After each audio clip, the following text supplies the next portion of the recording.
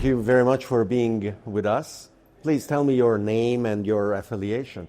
Thanks, David. My name is Michael Gord. I'm one of the co-founders and the CEO of the GDA group of companies. We're an investment and capital markets company that has diversified exposure across the blockchain capital market. How did you get into the blockchain space? I was fortunate to have seen the Wired article that came out in 2012 as a first-year student at McGill University that made me consider the potential implications of Bitcoin and that it was not necessarily a scam. It had me start going down the rabbit hole, and then a few months later I decided that it was the most exciting technology in the history of the world, and here we are.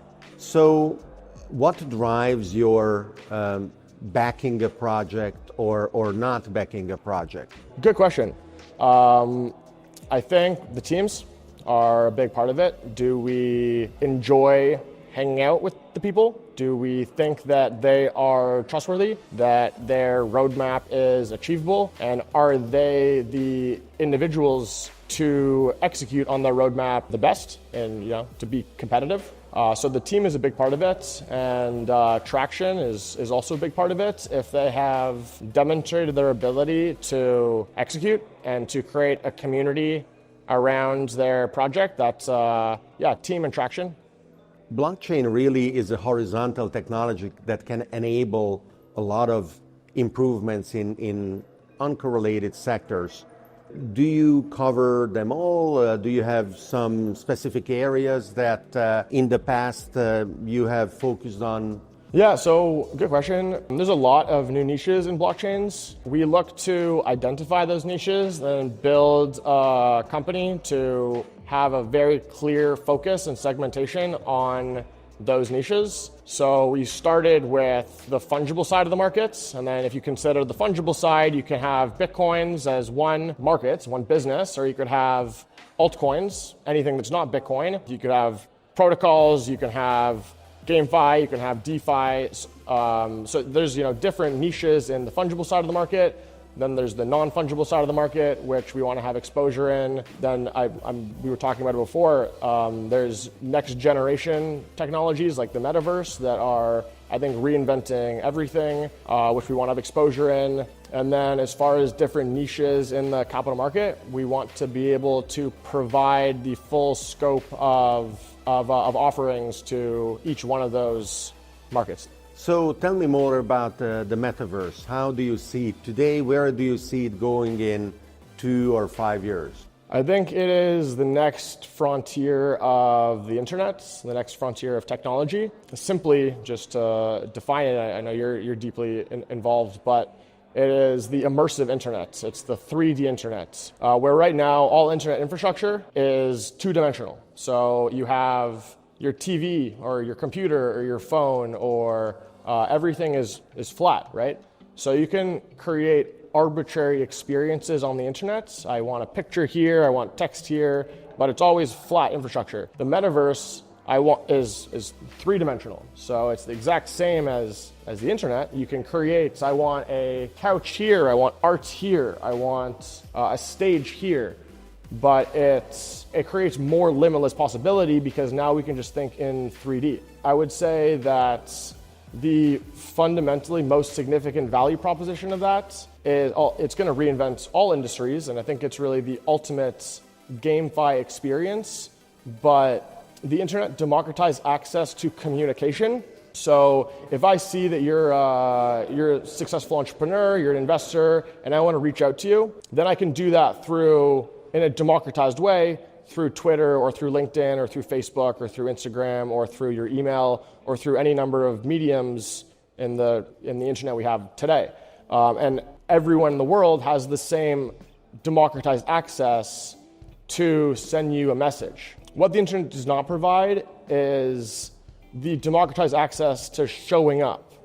So, I have the good fortune of having grown up in Canada, where we have the ability to go to countries simply, and we happen to be at the same event in Monaco, so we end up sitting together. Whereas if I grew up in a country that had sanctions, Although I could perhaps add a lot of value to you, or I would want to be sitting with you, I would not have the same democratized access to showing up, to being in Monaco because of sanctions. So the quality of the human connection that potentially in an immersive metaverse environment we can achieve is invaluable, extremely important. And this concept has been around for some time. Why do you think it is the right moment today in order to deliver on this promise? So for sure, with the metaverse, we would be able to have an event where someone signs in a democratized way, whether they're in Canada or Monaco or Iran, and they would be able to show up. And if you show up, then it's not a cold message from social media that you might or might not respond to. You're right there in front of you, potentially. So you can't ignore it because they're there. As far as timing, when technologies are mature, the opportunity becomes much less significant. I think it's certain that the metaverse is the next frontier of the internet. The adoption curve is at the very beginning, so it hasn't reached its tipping point. So as far as timing to market, if you want to get in before that tipping point and help to define a market instead of wait for the market to be defined. There have been technologies that created waves of enthusiasm and then a degree of disillusionment came. An example around the metaverse of this is Second Life, that had a very promising trajectory for a few years, and then it wasn't able to pull in and maintain the number of users active as that original trajectory would have implied. So I agree with you, and I understand that as an investor, you have to identify the trends beforehand. What you are suggesting is that the various indicators of infrastructure, of interfaces, of developer interest are at a point where the trajectory will be sustained. Is that correct? I think the trajectory is inevitably going to tip because years of development have been put in to get to this point where there has not been tremendous adoption yet because the technology was not at a point to bring millions of users overnight. But to bring millions of users overnight is as simple, and it's perhaps sounds simpler than it is, but it really is as simple as bringing an individual like Justin Bieber or Drake to doing a concert in the metaverse, which as a result brings millions of users, and all of a sudden you've got a network. Second Life was a great proof of concept, was a great case study, but because Second Life was a centralized environment, it was not possible for the Second Life creators to provide an open economy where you could earn an income as a result of your participation in Second Life. There was no ability to collect NFTs that would have value in the real world. So all the technologies are converging now so that there can be this open economy in an open internet. You compared the metaverse as a next generation internet, and one of the beautiful components of the internet has been for the past 20 years and more, not only of democratized participation, but active participation, meaning that you were not only consumer but producer as well of content that others enjoyed. I think that a great challenge, a beautiful challenge for metaverse platforms is going to be to provide tools for creators that will enable everyone to be active, to create content in these 3D environments without the learning curve that today is required from the current generation of tools. Would you agree with that? Do you think that the ease of use of the tools is an important component? Definitely.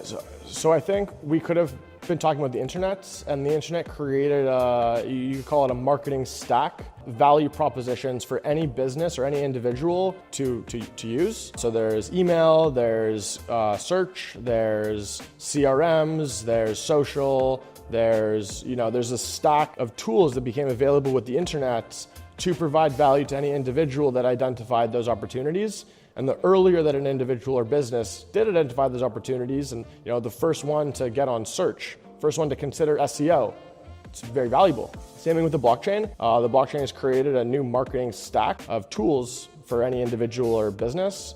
So there's utility coins, security coins, non-fungible coins, DAOs, liquidity farming. There's all these blockchain-based tools that every business, fan tokens, creator coins, can use to add additional value to their ecosystem. The metaverse is going to do the same. So what is that enables you today to act on the metaverse? How are you actually executing on this opportunity that you have identified? So for us, I segmented the NFT market into lands, metaverse lands, and then any collectible that would be displayed in lands. And we have now collectible businesses, but I thought that it would be a higher value proposition to start with lands, because with lands, collectibles it'll be easier to get exposure to the collectible business. So the way we wanted to start with the metaverse is focused on a vertically integrated real estate company, buying land, holding land, developing land, bringing in a similar model to like a Brookfield, bringing shopping centers, financial districts, and then helping to bring marquee real-world businesses to be tenants of our shopping malls and our financial districts and entertainment districts and stuff. So is the value, in your opinion, in a B2C model?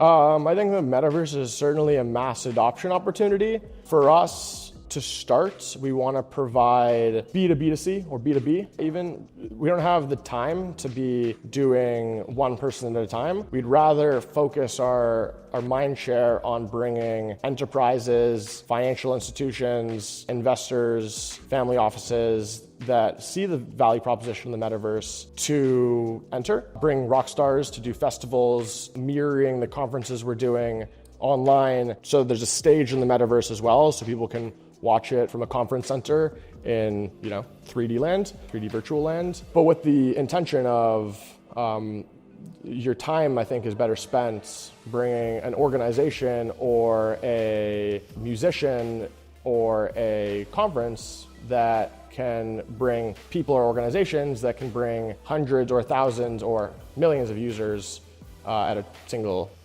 at one time. The concepts of blockchain are notoriously hard to absorb. It takes a lot of time for people to wrap their heads around the various implications. They are so manifold and interconnected. And whether it is an investment opportunity that you want to syndicate with others, that you want to actually involve, or it is an enterprise client that could benefit greatly of a blockchain application, going beyond the initial contact and then actually closing at the end takes a lot of effort.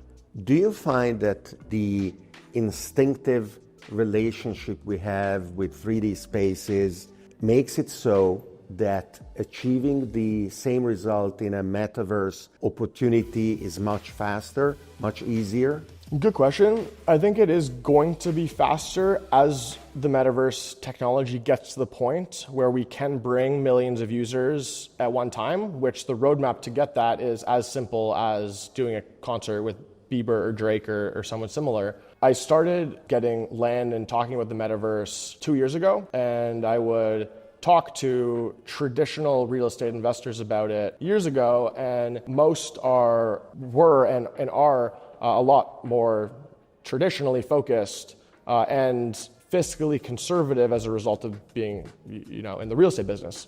So years ago, most didn't get it, and I think that today also it is speculative enough that many will not get it, but the ones that do get it can continue to do traditional real estate business that makes sense.